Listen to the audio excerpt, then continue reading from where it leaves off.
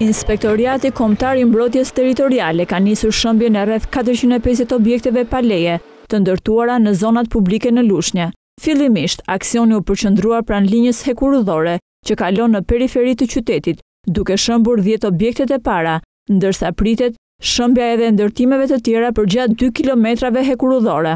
Ky aksion ka sjellë edhe reagimin e pronarëve, të cilët ishin në pritje të legalizimit të objekteve. Pesa është bërë që me 1996 e shfutur për legalizim të një pesën. Jam me numër dosje 459. Që dua të letër falënderimi që më prure për pagesën e ujit të dritave taksave që nga viti 96. Për çaj dua, ndërkohë që unë po pres shtetin mor kryeministër i korruptuar. Jam brenda kufirit të lejuar të ndërtimit në disa rrugë të infrastrukturës.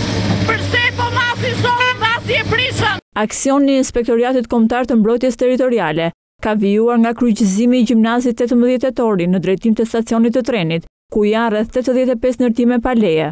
Pas njoftimit të marrë për shëmbjen e objekteve, disa prej bizneseve i kanë hequr vetë materialet e tyre, para se të fillojë aksioni i Inspektoriatit Kombëtar të Mbrojtjes Territoriale.